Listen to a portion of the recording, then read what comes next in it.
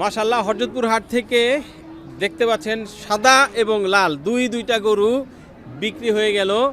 কত দামে বিক্রি হলো, কারা কিনলেন একটু জানার চেষ্টা করব। গরু কিন্তু খুবই তেজি, এই যে দেখেন অবস্থা। আর তার মুখের কাছে যদি ধরা যায় মাইক্রোফোন, শব্দটা একটু শোনা যাবে। এই আচ্ছা, এখন থামছে কিন্তু গুতা দেওয়ার চেষ্টা করছে। ভাই আসসালামু আলাইকুম। ওয়ালাইকুম আসসালাম। ভালো আছেন? আলহামদুলিল্লাহ। মাশাআল্লাহ, গরু তো কেনা হয়ে গেছে দুইটা। জি আলহামদুলিল্লাহ। একটু জানি কত টাকায় কেনা হলো দুইটা? এটা করে 6,20,000 টাকা। 6,20,000 টাকা। জি। কি উদ্দেশ্যে কেনা? এটা কুরবানি উপলক্ষে পালার জন্য। লালন পালন করবেন আপনারা? আচ্ছা আচ্ছা, লালন পালন করবেন। তার মানে এটা কি ঘরোয়া হবে নাকি নিজেদের খামার আছে? না, আমাদের দেখে তো খামার। মনে হচ্ছে না ঘরোয়া হবে, কারণ এরকম গরু আসলে প্রান্তিক খামারি বা প্রান্তিক কৃষক যদি বলি, ওনারা এরকম গরু খুব কমই আসলে পছন্দ করেন। না, আমরা একটু খামারের জন্য। খামারের জন্য শৌখিন মানুষ যারা, তারাই আসলে এরকম ব্রিডগুলো একটু পছন্দ করে। দুইটাই কিনছেন না আরো কিনছেন? না, দুইটাই কিনছি। দুইটাই কিনছেন। কেমন সময় লাগলো কিনতে? আমরা আসছি 2টার পরে। এই অল্প সময়ের বেশি ভিতরে একটা কিনছি। সময় লাগে নাই তাহলে। না, কেমন মনে করছেন হাটের অবস্থা যদি জানতে চাই? হাটের অবস্থা আলহামদুলিল্লাহ ভালো। তো আগের থেকে একটু দাম বাড়তি আছে। একটু বাড়তি, কিন্তু আমরা যেটা দেখতে পাচ্ছি গরু তো মাশাআল্লাহ বেশ ভালো ভালো বড় বড় বিশাল সাইজের এবং ভালো ব্রিডের গরুও দেখতে পাচ্ছি, কিন্তু সেই তুলনায় ক্রেতা তো কম দেখতে পাচ্ছি। তাহলে তো দামটা একটু কম থাকার কথা। ছাড়তেছে না তো। এনারা না ছাড়লে তো আর আমি কিনতে পারবো না। এটা তো ছাড়তেই হবে। তো কেমন হলো কেনা? আলহামদুলিল্লাহ, আমার কাছে তো খুব ভালো লাগছে। এখন বাকিটা আপনাদের কাছে। না, আমাদের কাছেও ভালো লাগছে অবশ্যই। কিরকম দাম চেয়েছিল? দাম চাইছিল 7.5 লাখ। 7.5 লাখ? অনেক নামানো গেছে। 3,20,000। গরু তো কিনতে হয়, দামাদামি করে কিনতে হয়। কয় দাঁতের গরু এখন? ওটা 2 দাঁত হয় না, ভাঙে না এখনো। এটা 2 দাঁত। 2 দাঁত। জাত সম্পর্কে যদি একটু জানতে চাই। জাত বলতে শাহী আলু দুটাই। দুইটাই শাহিওয়াল। এটা যাবে কোথায়, কোন খামারে? মুন্সিগঞ্জ, বিক্রমপুর। বিক্রমপুর মুন্সিগঞ্জ। জি জি জি। মুন্সির সদর। খামারের নাম যদি জানতে। মাহাদিয়া এগ্রো। মাহাদি এগ্রো। জি জি। কতগুলো গরু প্রস্তুত করার চিন্তা ভাবনা আছে 2026 কোরবানি? আমাদের তো গাবি এবং সার দুইটা। ও, দুইটা মিক্স ফ্যাটেনিং। তারপরে আমাদের টার্গেট 40টার মতো। 40টার মতো। জি। ভাই কি এটা কিনলেন? জি ভাইয়া, কি জাতের গরু এটা? এটা মূলত শাহিওয়াল জাতের গরু। তো এখন তো ছোট, এখনো মানে 100% বোঝা যাচ্ছে না, বাট আমরা অ্যাজিউম করছি যে এটা শাহিওয়াল জাতের একটা গরু। আচ্ছা, আরেকটু বড় হলে হয়তো বোঝা যাবে যে এটার সাথে বড় কোনো হলে cross আছে কিনা। হ্যাঁ, বড় হলে ওর অ্যাকচুয়াল লুকটা চলে আসবে তখন, যখন ওর গায়ে মাংস ধরা শুরু হবে। এখন তোর বয়স অনেক কম, এখনো জাস্ট একটা ছোট বাছুর আর কি। আমরা ওকে একটা প্লেগ্রাউন্ড দিব, সেখানে ও ঘুরে ফিরে বেড়াবে, ও আস্তে আস্তে গ্রোথ আসবে ওর। এরপরে যখন একটা টাইমে মানে একটা ভালো অবস্থানে চলে আসবে, এরপরে আমরা ওকে ফ্যাটনিংয়ে দিব। এখনো ফ্যাটনিংয়ে যাবে না, তো তখন আমরা বুঝতে পারবো যে অ্যাকচুয়ালি ওর ব্রিডটা কিরকম। আচ্ছা, ভালো একটা প্লে গ্রাউন্ড দিবেন এই যে বলছেন, তার মানে হচ্ছে এটা মানে বিশাল আকারে কোনো ফার্মের যাবে হয়তো বিশাল মনে হচ্ছে। আকারে বলতে বিশাল আকারে না, আমার একটা প্রজেক্ট আছে, আমার প্রজেক্টের নাম শহীদুল্লাহ এগ্রো। আমরা মূলত মানে অন্যদের থেকে একটু ডিফারেন্টলি কাজ করি। আমরা আপনার মানে খুব বড় সাইজের গরু কালেক্ট করি না, আমরা ছোট সাইজের গরু কালেক্ট করি, ওগুলোকে আস্তে আস্তে বড় করে আমরা স্টেপ বাই স্টেপ আপনার গরুগুলোকে মূলত তৈরি করি আর কি। তো ও হচ্ছে এখন আমাদের ফার্মে মিনিমাম ও 2 বছর তো থাকবেই। 2 বছর পর গিয়ে আমরা ওকে নিয়ে চিন্তা করবো যে কী করা যায় ওকে নিয়ে। আচ্ছা, কোথায় অবস্থান শহীদুল্লাহ এগ্রোর? আমাদের ফার্মটা হচ্ছে সাভার হেমায়তপুরে। কতগুলো সংগ্রহ আছে এখন? আমাদের এখন গরু আছে 45টার মতো গরু আছে। আমাদের মোটামুটি ক্যাপাসিটি প্রায় 100-এর মতো, বাট আমরা এখন আস্তে আস্তে আমরা খুব সিলেক্টিভ ব্রিড নিয়ে কাজ করি। কোয়ালিটি সম্পন্ন গরু নিয়ে যেহেতু কাজ করি আমরা, মানে যেহেতু সিলেক্ট করতে হয়, এবং আপনি জানেন যে হাট বাজারে আসলে সবসময় ভালো কোয়ালিটি প্রোডাক্ট পাওয়া যায় না। অবশ্যই ভালো। জি জি জি।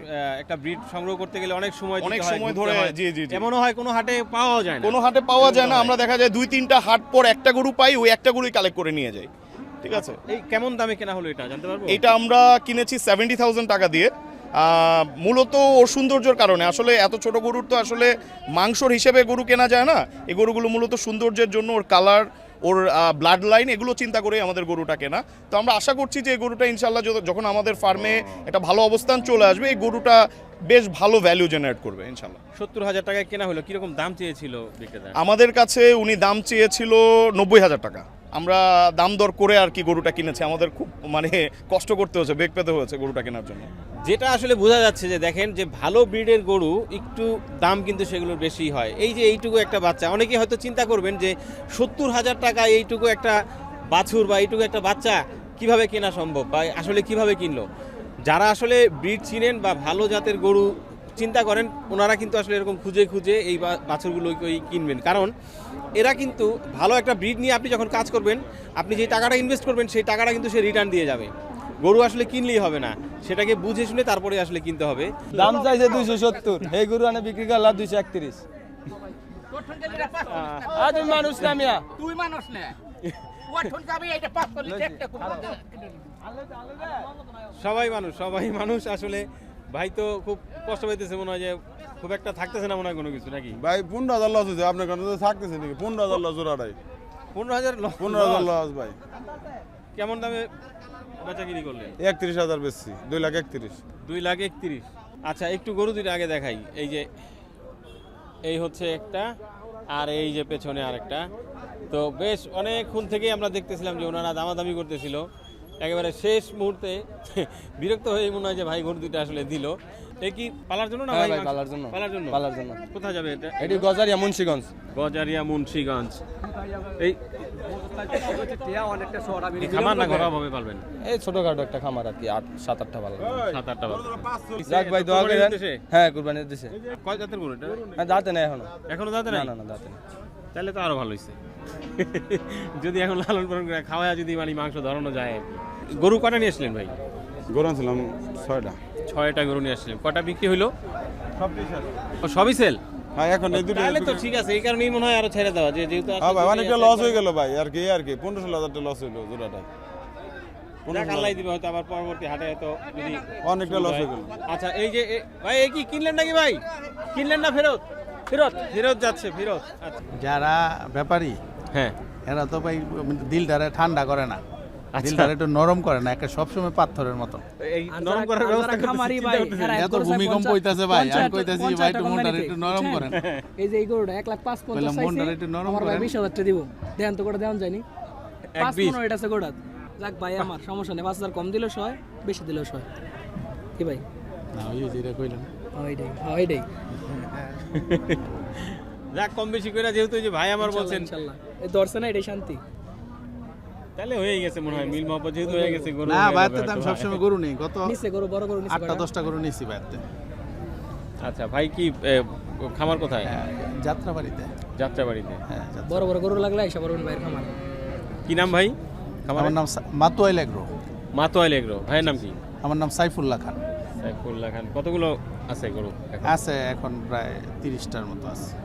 তাহলে মাশাআল্লাহ, এবার ছোটখাটো হইলো কেমনে? 30টা গরু কি? অনেক গরু। না, আরো সব উঠবে, বাসা আরো গরু পরে। গরু দেখলে মাথা নষ্ট, সব বাসা গরু। এটা দেখতেছেন মাছটা গরু দাম কয়েছে, কিন্তু গরু সব মাথা নষ্ট গরু। না, আসলে খামারিদের তো সব ধরনের সংগ্রহই রাখতে হয়, কারণ কাস্টমারের কখন কোন ক্রেতা এসে কোন গরু খুঁজে সেটা তো বলা যায় না। শুধু এক ধরনের গরু রাখলে তো হয় না, যার কারণে হয়তো বিভিন্ন রকমের বিভিন্ন গরু রাখতে রকমের হয়। কাস্টমার থাকে, বিভিন্ন বিভিন্ন রকমের রকম customer। বিভিন্ন জাতের গরুই রাখা লাগে। অনেকে এলাকার মানুষ বলে যে ভাই শুধু বড় লোকের গরুই রাখবেন, আমাদের আমাদের কোরবানির গরু হ্যাঁ, হ্যাঁ। এগুলো চিন্তা করা লাগে ভাই। আসলে ছোট গরু পাললে না ভাই, হয়েছে। কষ্টে আসে না, পড়তে আসে না, কষ্টে আসে না। এটা এই জন্যই বড় গরু কস্টিংটা বেড়ে যায়। কস্টিং অনেক বেড়ে যায়। আবার ভালো এটা হলো ব্রিডের ভাই গরু না আমাদের- হলেও সমস্যা হয়ে যায়। দেখা গেল খাওয়ানোর পরে যদি সেটা গৃহস্থ ফিডব্যাক আছে না না, দেয়, হ্যাঁ, গৃহস্থরা যারা এই যে বিভিন্ন গ্রামে পালে, ভাই, ওইটা এরা ওই কারণে ওইভাবে দেয়। দানাদারটা দেয় না। আমরা একটু তো ঘাস টাস কালো আছে, খাওয়াইলো, ওই তারপর- 2 মাস আগে অল্প একটু খাওয়াইলো, ওই সাইডে। বাস শেষ। কিন্তু আপনার এই আমরা তো ওইটা পারি না, আমাদের লোক রাখতে হয়, ঘর ভাড়া দিতে হয়, কারেন্ট বিল, বিদ্যুৎ বিল, মানে আমাদের গ্যাস বিলও দিতে হয়, পানি টানি গরম করা লাগে, এটা হ্যাঁ। সব কিছু আছে। পানি কিনা, ঢাকার মানুষের পানি কিনা, হ্যাঁ। কিন্তু গ্রামে তো আর এগুলো না। আমার ইচ্ছা, আমি ঘাস বুনছি, ওই লোক দা বেতন দিয়ে গরু আনতে হয়, এই জন্য আমাদের কষ্ট বেশি। ছোট গরু পাললে হ্যাঁ, এবং হয়। লেবারের বেতনও তো অনেক বেশি ঢাকা শহরে। অনেক বেশি ভাই, এটা ঠিক আছে। 20,000 এটা একটা 22,000 হিসাব। টাকা লেবারের বেতন।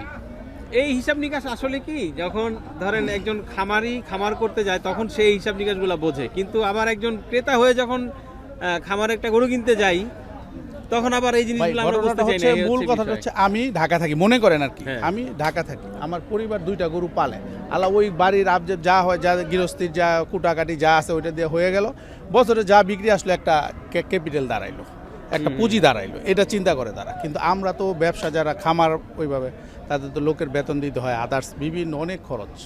এই জন্য আমরা ছোট গরু পাইলে পোষাইতে পারি না, বড় গরুই পালতে হয়।